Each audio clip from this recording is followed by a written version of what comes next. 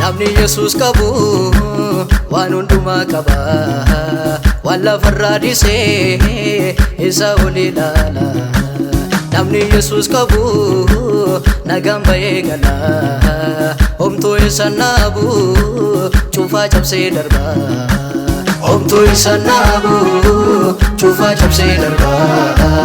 Homtuu isa naabu cufaa cabsee darba.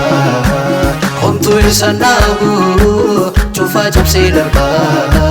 Homtuu isa naabu cufaa cabsee darba.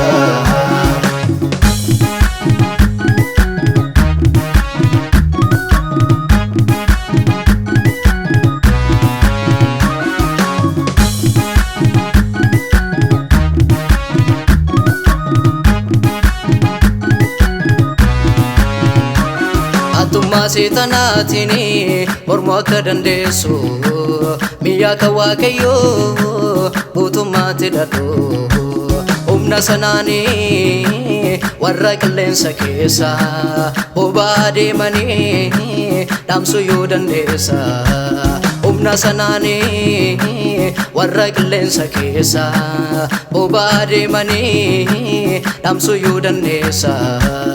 Ani yeellahu wangeela kootitti ennumna Waaqayyoo isa fayyisuuti.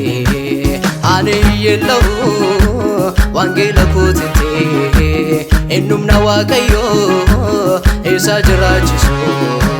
Humni kan Waaqayyoo waan hundumaa godha hojii seexanaas harka isaatu diiga.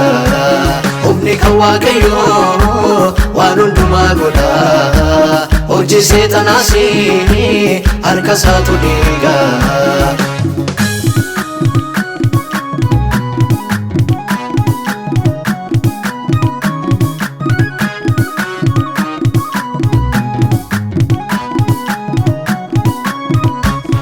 Egaa akka namaa sabbataan hidhatu dhugaadhaaf jedha mudhii jabeeffadha. Qajeelummaa sakka madda sibiilatti dubbii Waaqaa keessa fudhadhaa dhaabadha. Akka namaa kophee fudhatee kaa'atu wangeelaa nagaasii fudhadhaati baha. Sagalee Waaqayyoo akka billaatitti hafuura qulqulluu bira fudhadhaati. Sagalee Waaqayyoo akka billaatitti hafuura qulqulluu bira fudhadhaati.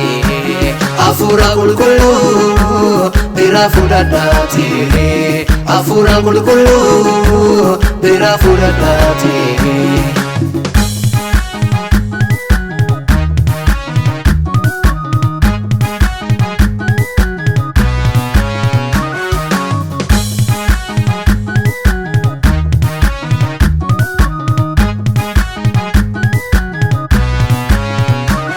Dubbii wangeelicha kudhaama jiru koo ansiin kudhaamadhee ulfaadhu Yesuus koo.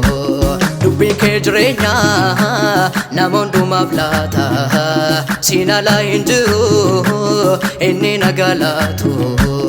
Dubbiin kee jireenya nama hundumaaf laata siin alaa hin jiru inni nagaa laatu.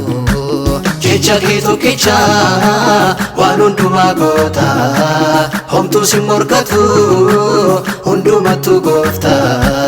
Jecha kee tokkicha waan hundumaa goota homtuu si morkatu hundumattuu goofta.